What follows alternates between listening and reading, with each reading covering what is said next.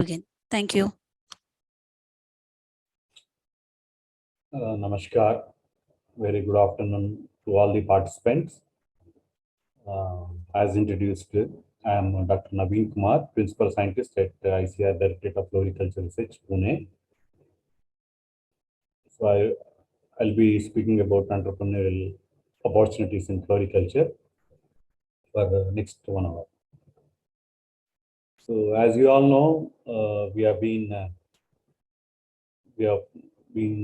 exposed to this corona pandemic, and India as well as all the countries are just recovering from this corona pandemic. So like any other sector, floriculture also suffered due to this corona pandemic. The important reason being that these flowers are not a part of the list of essential commodities, and also due to the fear among the people about the spread of this. The last 2 years was, many flower growers, they have incurred losses in floriculture. Nevertheless, floriculture is having a very good scope and very good potential for providing a number of income generating activities for farmers, all amateurs, anyone interested in floriculture and landscaping. So the time may not be sufficient to deal in detail with each and every component of floriculture, but I would like to make an attempt to give a overview of different income generating activities in floriculture. So coming to the floriculture per se, this is nothing but art and science of growing flowers to perfection. It's a branch of horticultural science that deals with the cultivation of flowering and ornamental plants for floristry and gardening. At the international level as well as at the domestic level, it is rapidly expanding. The business of floriculture is rapidly expanding, and the growth rates in India as well as in international trade are very impressive. This is also a viable diversification option in the agribusiness. Very good tool for doubling the farmers' income, as is said by the Honorable Prime Minister of India. So to double the farmers' income, it's a very good option. So there are a number of reasons you might be aware, the floriculture. So after the corona, all the social occasions, the marriages and different family functions, all the ceremonies, they have picked up, and there is a lot of demand for fresh flowers as well as different value-added products from floriculture. So there's a lot of demand now. You can see. So these are the other factors. As I said, the per capita consumption has been increased tremendously, both in the domestic sector as well as the international sector. And this has got very good potential for employment generation, livelihood security. These are high value and low volume crops with a lot of opportunities. The growth rate is also very impressive, more than 15%. So if you look at the scenario of floriculture in India, so flowers are cultivated, grown in an area of 305,000 hectares. This is the data from 2019-20. So there is a slight increase during 2020-21, 324,000 hectares. Out of this, the production is about 23,01,000 metric tons of loose flowers, whereas cut flowers are 7,62,000 during 2019-20. So the states which are on the top in respect of loose flower production are Andhra Pradesh, Tamil Nadu, and Madhya Pradesh. Whereas for cut flower production, the states of West Bengal, Karnataka, and Chhattisgarh, they are in the top. So these are the different points I can say, which encourages, which supports floriculture in India. Flowers are there in our culture right from times immemorial. We have been using flowers during different occasions. The domestic market is very huge market, although the reliable data is not available. but domestic market is very significant. It's a rapid urbanization and the increasing habit of saying it flowers, and the population we have. We are the second most populated country in the world, so the consumption, domestic consumption, is very huge. Uh, so that will support the floriculture. Per capita spending is also increasing of late. And due to Corona, there is increased use of e-commerce platforms, whether it is Flipkart, Amazon, or any other platforms. So there is a huge potential for floriculture in India. I would like to say that. So these are the states. So these are the top 10 floriculture commodities in India. Among loose flowers, marigold, which can be cultivated throughout the country, followed by rose, chrysanthemum, tuberose, jasmine, prosandra, chenaster, annual chrysanthemum, gaillardia, nerium. So these are the top 10 loose flowers. And among cut flowers, rose, gladiolus, gerbera, tuberose, carnation, chrysanthemum, lilium, anthurium, orchids, and gypsophila. These are the top 10 cut flowers. Out of this tuberose and gladiolus, the tuberose can be grown for both the loose flower purpose as well as cut flower purpose. So the uniqueness of this tuberose and gladiolus is that these two crops can be grown in open field, unlike other cut flowers which are grown under protected structures. So these are the top 10 potted plants, mostly pothos of the money plant, and Dieffenbachia, ficus, Dracaena, Aglaonema, Crotons, Acalypha, Coleus, Eranthemum, and Monstra. And potted plants which are flowering, they are Petunia, Chrysanthemum, Roses, Kalanchoe, Dahlia, Ginnia, Pansy, Calendula, Salvia, and Dianthus. So we have been exporting floricultural products to different countries. They include fresh flowers, dry flowers, foliage, cut stems, bulbs, young plants, seeds, cuttings, even tissue culture plants and grafts. So it's around 570 crores worth every year. You can see the data here. So these are the countries to which we are exporting. In addition to export, we do import some of the flowers. So they are orchids from Thailand, tulips from Netherlands, iris from Netherlands, proteas from South Africa, and calla lily from New Zealand. So we have been importing these flowers.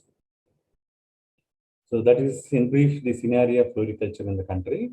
So coming to the various avenues, various entrepreneurial opportunities. So there are a number of income generating activities.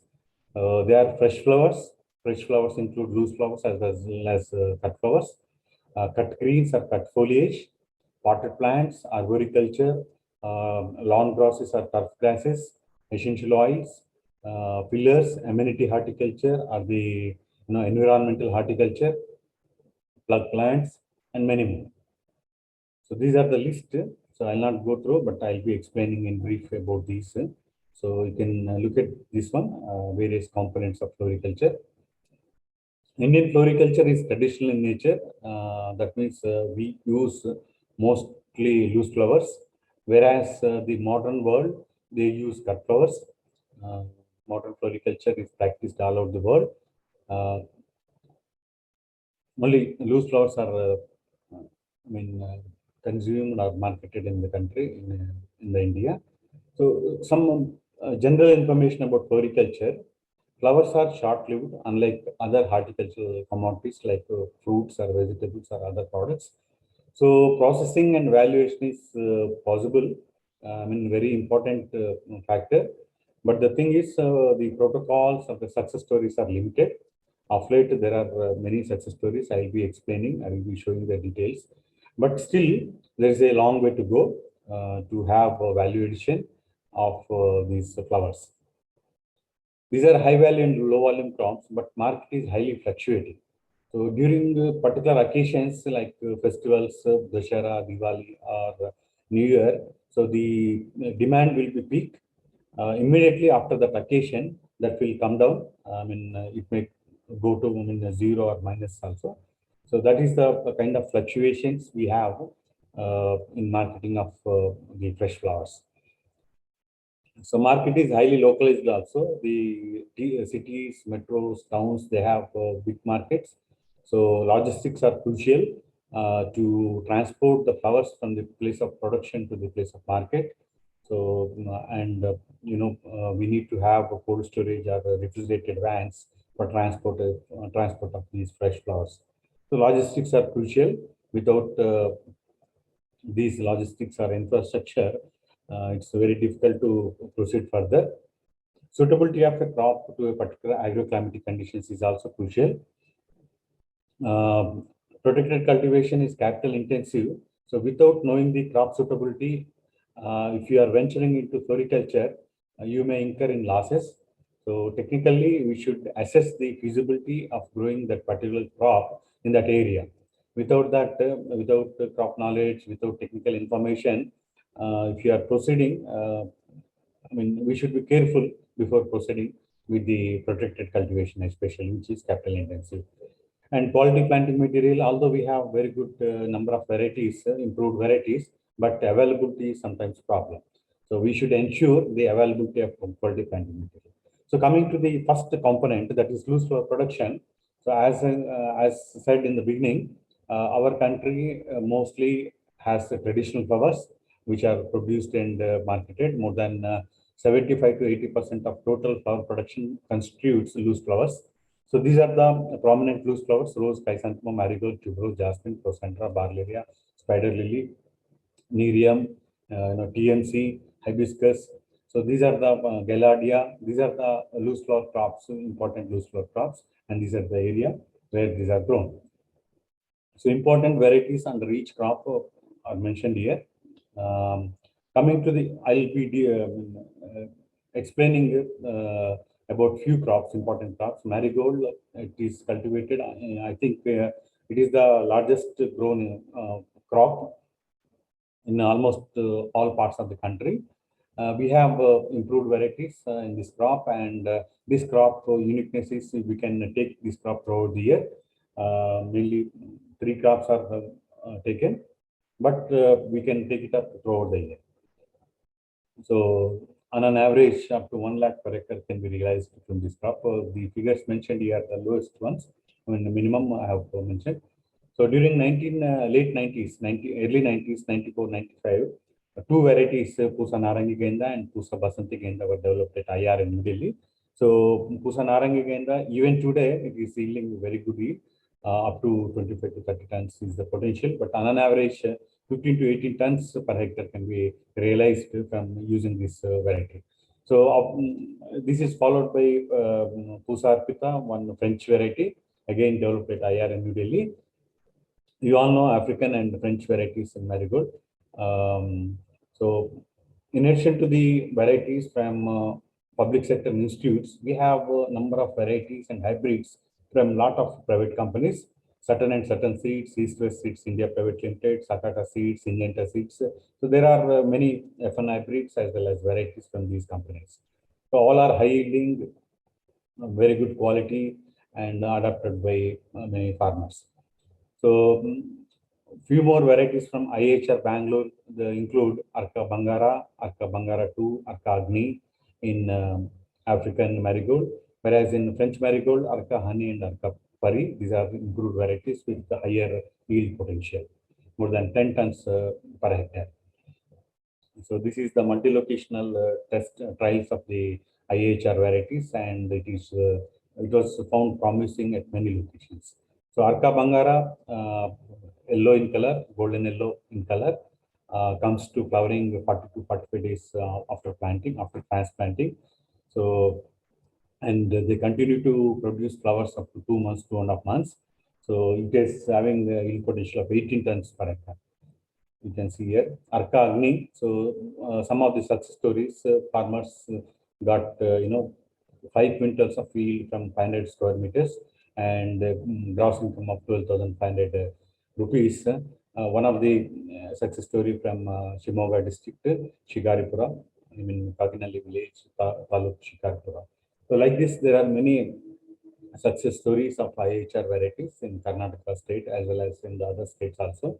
So this is one more from Adgir district of Karnataka, Arka Bangara 2.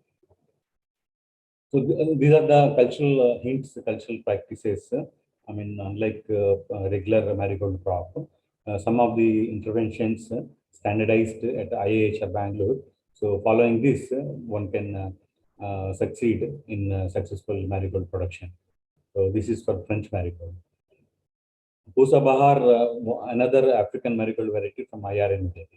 So very good one. So one marigold and then aster. Another potential loose flower crop, especially in the southern part of the country. We have around 8 to 10 improved varieties, which are found to be, promising over the local varieties. You can see here Kamini, Purnima, Shashank, Violet Cushion, Arka Adya, Arka Archana. These are all from IHR. All are found to be very promising and much, 2 to 2.5 times higher yielding than the local types.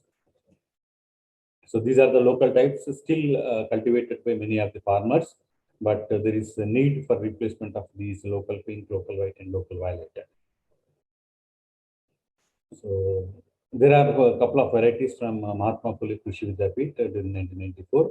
Out of these 4 varieties, Phule Ganesh Pink is very much promising and very high yielding compared to the local variety, and also adapted by the farmers.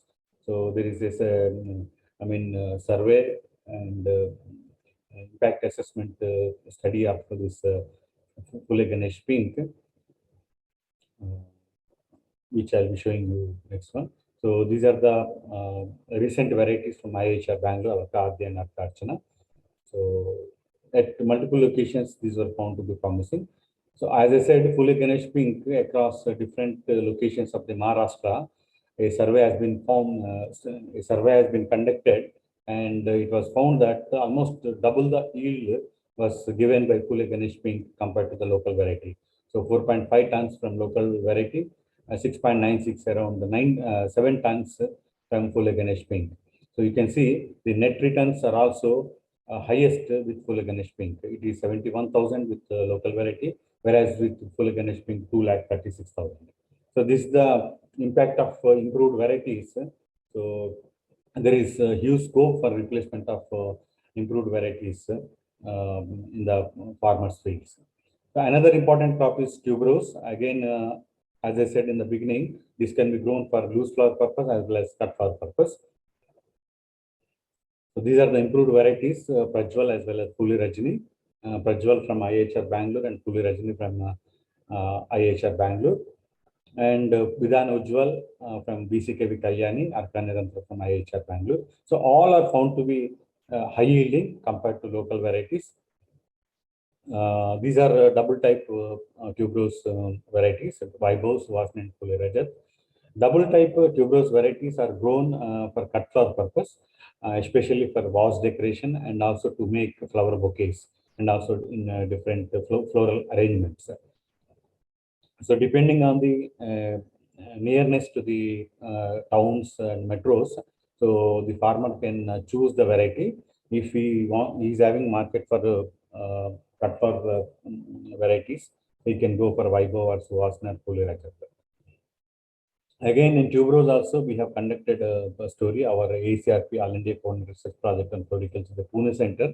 They have conducted this survey and found that this Phule Rajni is much better than the local variety, Pune local single. So these are the yield details. I'll go a little quick.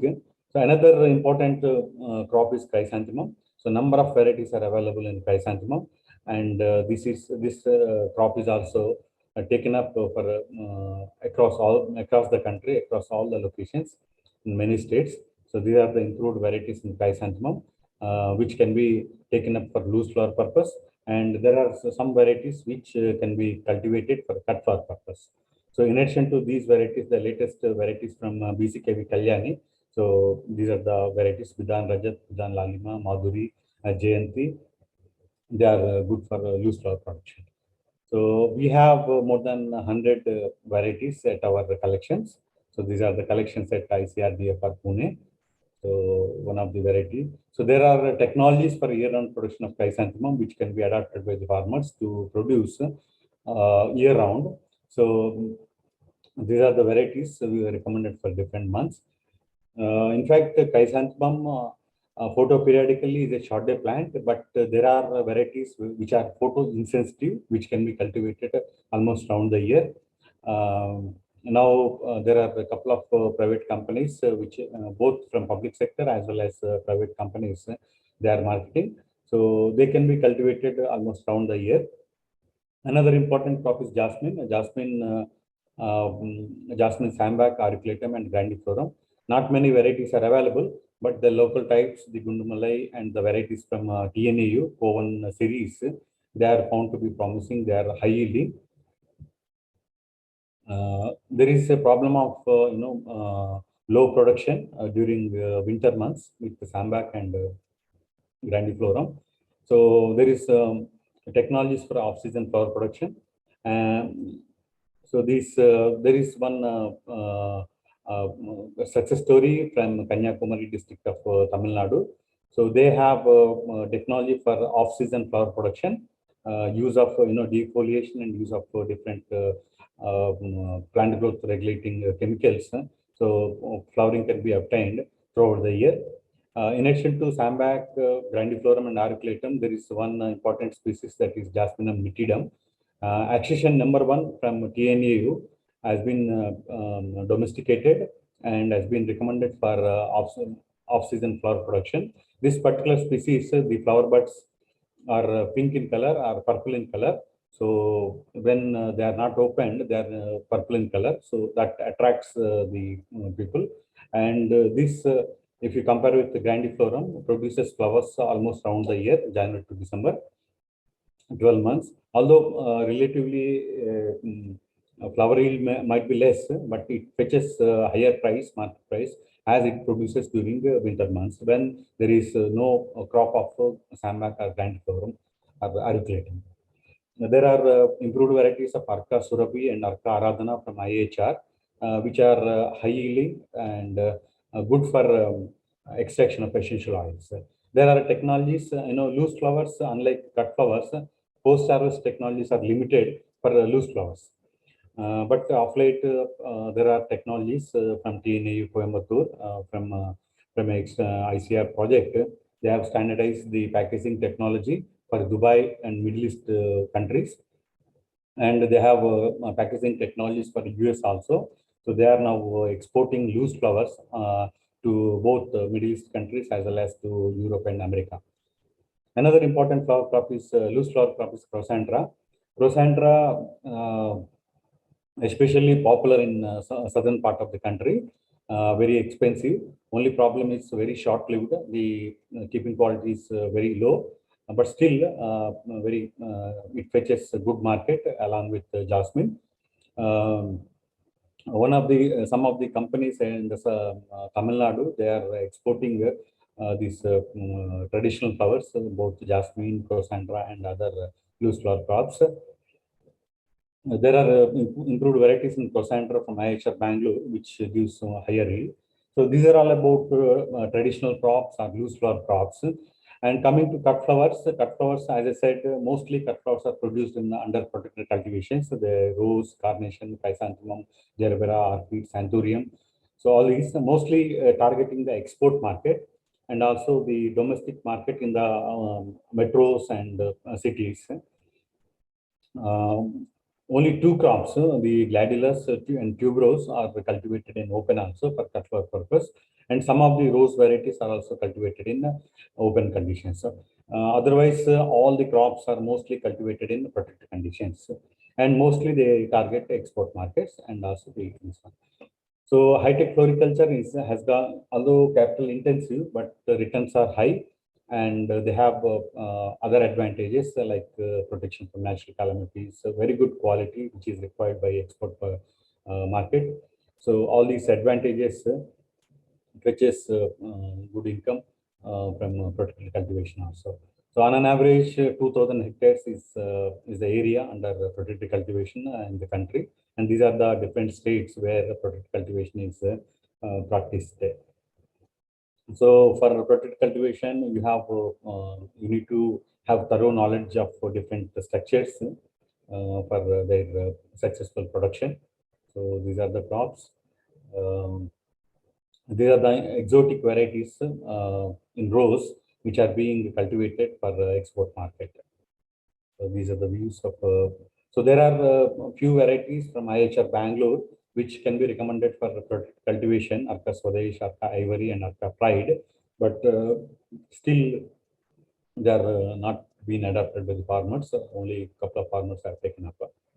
So there were also, although we have a lot of germplasm with public sector institutes, but still we do not have varieties which can be exported. So all the protected units, they are depending on the export varieties. So these are the varieties cultivated: top secret, grand gala, first red. So these are the Indian varieties which can be recommended for protected cultivation. So gerbera, another important flower crop which can be cultivated in protected structures. One of the variety from IHR Bangalore, Arca Krishika, can be cultivated in the open field also for cut flower purpose. So this was tested at many locations and found to be very profitable. So again, carnation that requires to be cultivated in protected cultivation only. So Arca flame is one indigenous variety developed by HR flame. Otherwise, most of the units they depend on the exotic varieties. So chrysanthemum, number of varieties are available from private sector. So gladiolus and tuberose, as I said, they are cultivated in open conditions. So these are the different varieties, indigenous gladiolus varieties from IRA New Delhi, IHR Bangalore, MPKV Pune, PAU Ludhiana. So number of varieties are available. Only thing is the planting material is of our own varieties is not available sufficiently. So farmers are depending on exotic varieties also. The American Beauty, Snow Princess, White Prosperity, as the material is not available. So loose flowers, cut flowers, these are already being practiced by the farmers. Many farmers are growing in different states of the country. So another important component is nursery industry, either it is for potted plants or for quality planting material, different kinds of landscaping material. Nursery industry is booming. In Andhra Pradesh, Kadiyam is above nurseries, which is exporting different nursery plants to all over the country, as well as they started exporting the planting materials to Middle East countries recently. So after the invention of these plug trays, in the advancements in the propagation technologies that has made multiplication very easy, and quality plants are being multiplied and supplied to the farmers across the country.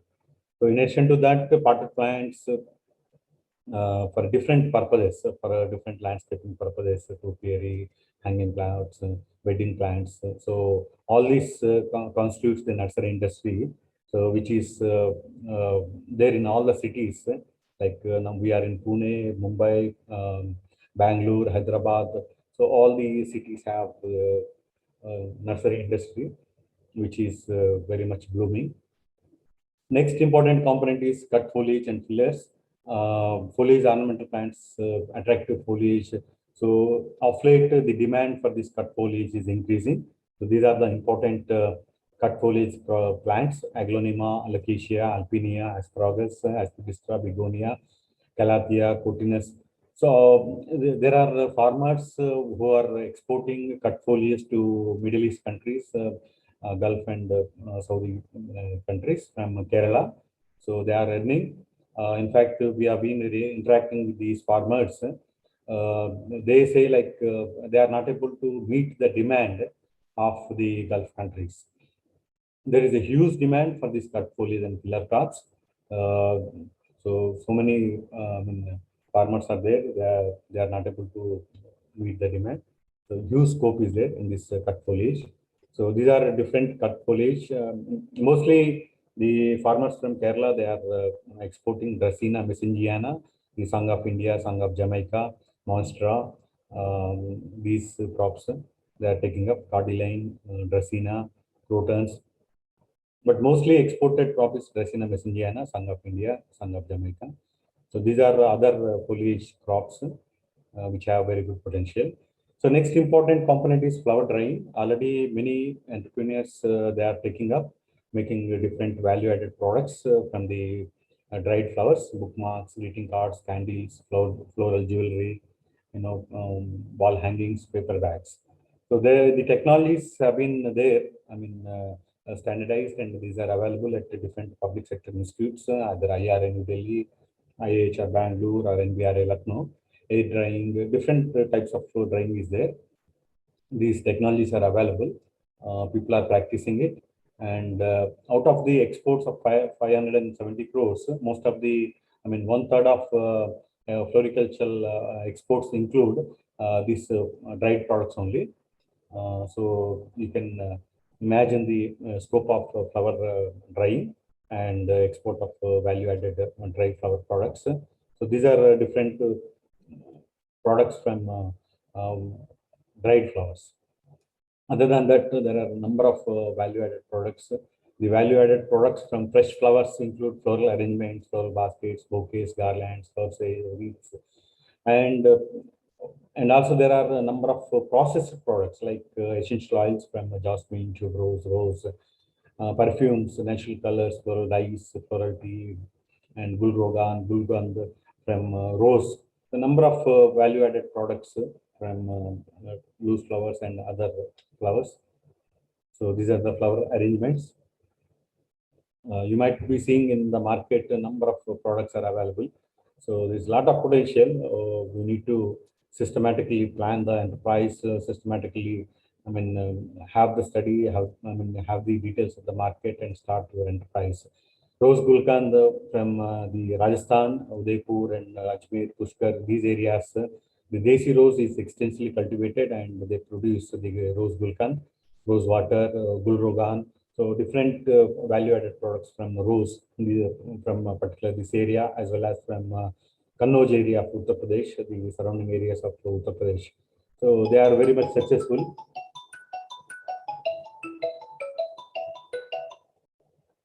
So the protocols are available at MPUAT, Mahatma Maharana Pratap University of Agriculture and Technology, Udaipur. The flowchart for preparation of gulkan and different valued products. So vitamin rose hips are rich in vitamin C.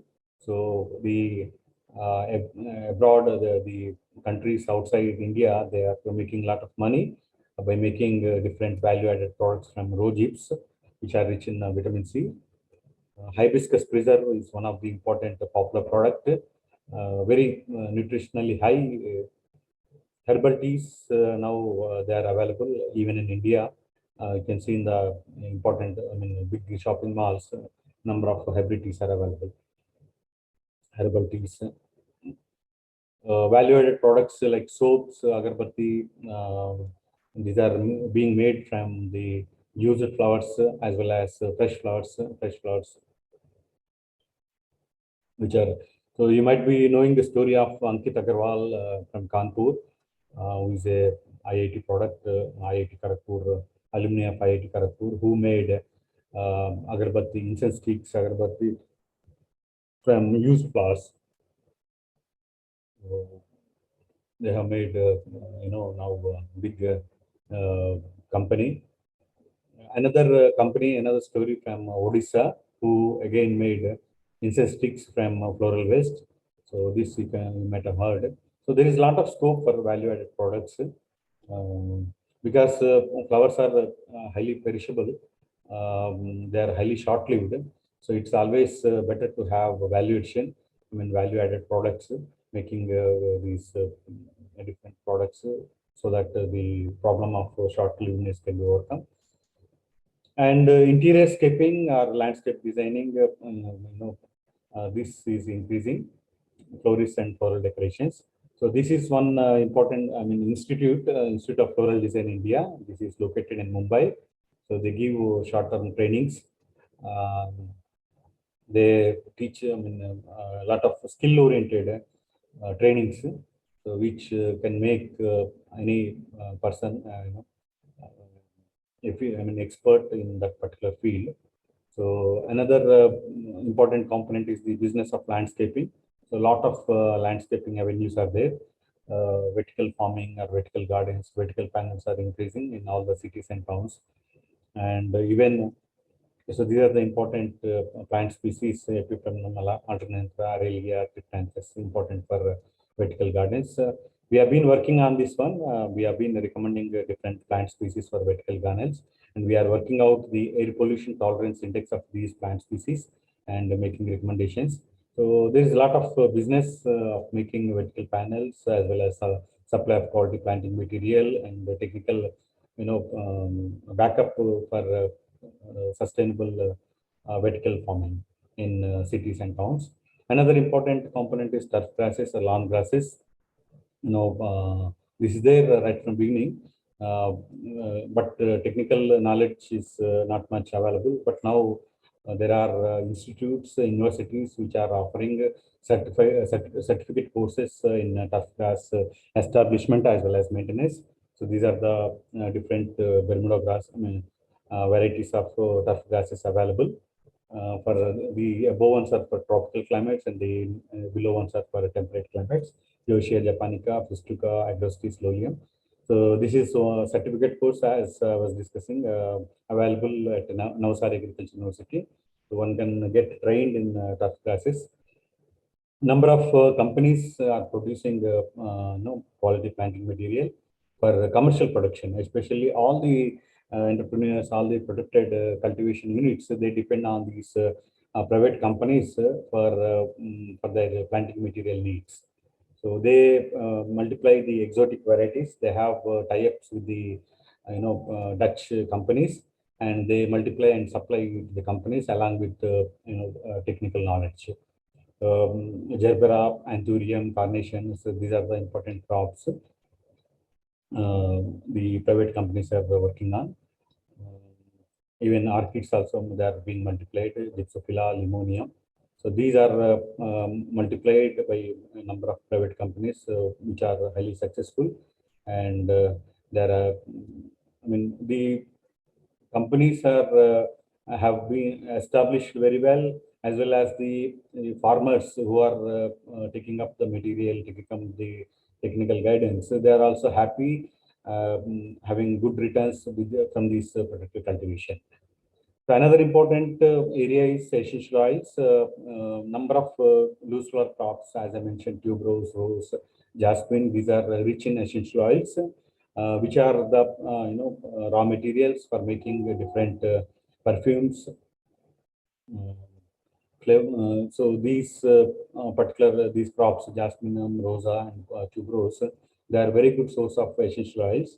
So many people, especially from Rajasthan and Uttar Pradesh, they are extracting and also from the Metropolitan area, the Tamil Nadu. So they are extracting and they are marketing these, exporting these essential oils from these crops. So these are the list of crops. Even the Machilia champaka is one important crop where from this concrete can be extracted. Plumerias, magnolia. So important. These are the important crops yielding essential oils. Another important area is tinting in tuberose.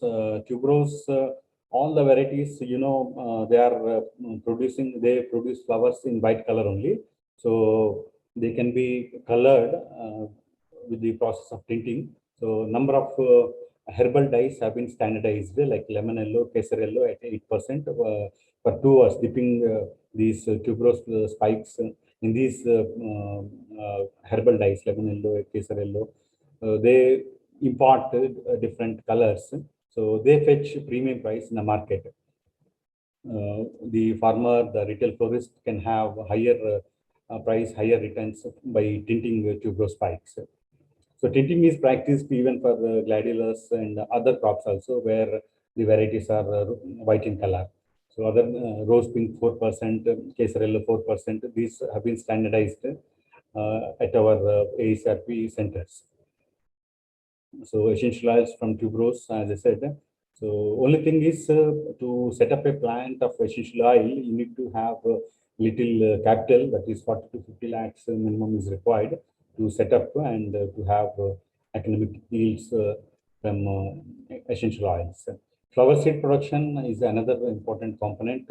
So, number of winter, especially flowering annuals during winter. During winter, the variety, I mean, the choice is more. Number of crops can be cultivated for flower seed production. During summer and rainy season, also there are number of crops available whose seed can be produced and market can be marketed both in the domestic sector as well as in the international sector.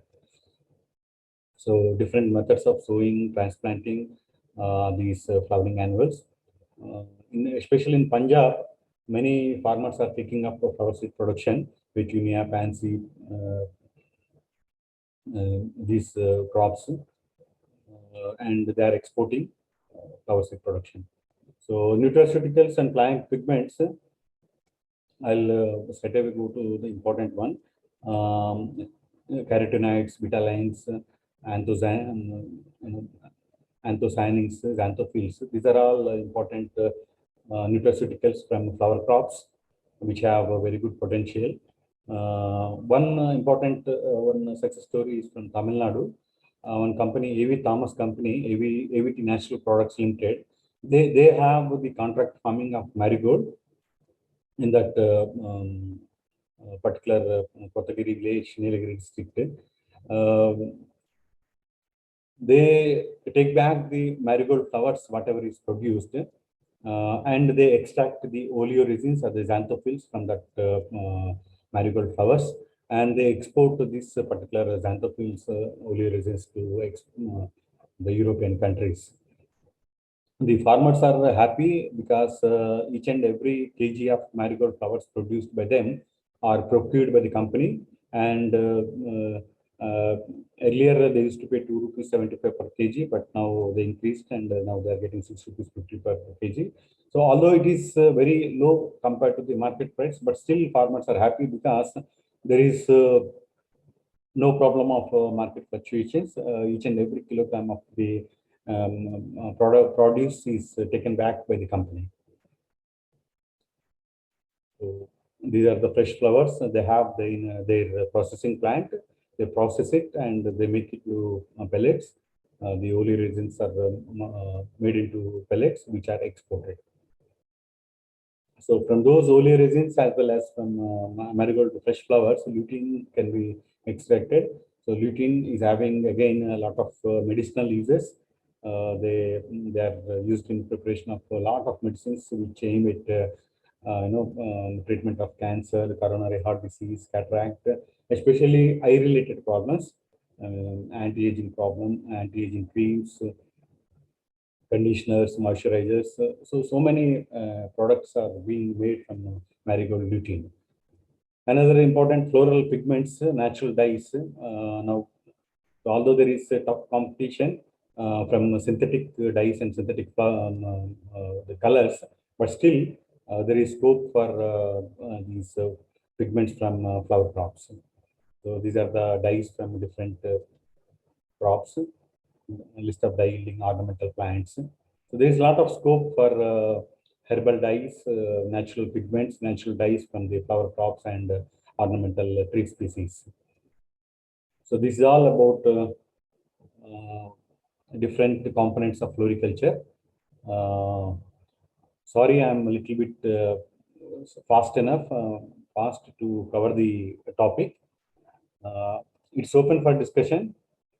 So I'll be happy to answer any queries. Thank you, Dr. Nitin, for a detailed presentation. I'll take up the questions now. In the meantime, can you please stop sharing the screen so that we can see your full video? Yeah, okay. Thank you. So the first question is, how important is greenhouse-based rose cultivation in Indian floriculture business today? Rose is, one of the important exporting commodity. It has got a lot of potential for export during different occasions, whether it is New Year or Valentine's Day or Easter Day. And many farmers, many protected units, they are flourishing. They are very much successful in exporting the rose produce as well as having good returns. It's very important. Only thing is, I mentioned in one of my slides that the suitability of rose production should be assessed.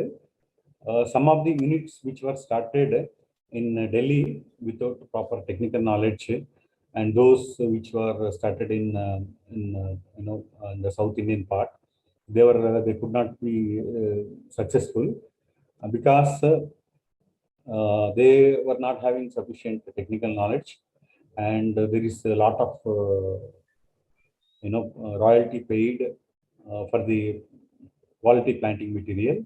So as I said in my presentation also, even today, all the protected units, they depend on exotic varieties for export of rose cut flowers.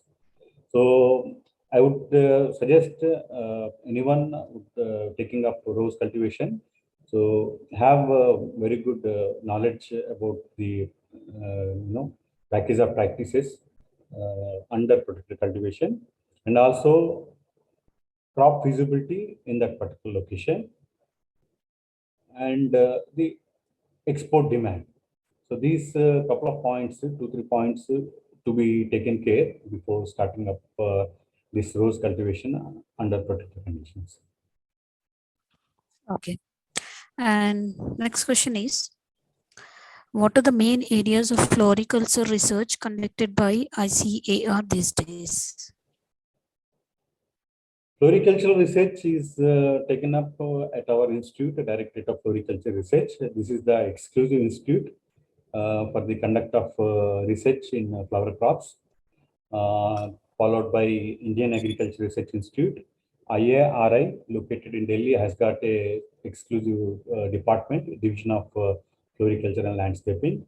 And research is being conducted at IAHR Bangalore, NBRI, National Botanical Research Institute, Lucknow, and also number of state agricultural universities like PAU, Ludhiana, GB Pant University, and horticultural universities, YSR Horticulture University, YS Parmar University in Himachal Pradesh, Tamil Nadu Agriculture University, as well as Kerala Agriculture University. Only thing is the universities or the institutes, as per their crop choice, as per their location, they'll be dealing with the respective crops, respective floricultural commodities. So these are the public sector organizations which are working on research of flower crops. Okay. And next question is, among open field flowers, which are the most profitable flowers to grow in India? It depends on the location. If you are from South India, I mean, marigold is one such a crop can be cultivated throughout the year and can be taken up at any point, any corner of the country, either North India or South India. But crops like aster, Cassandra, and jasmine, they are extensively cultivated in southern part of India.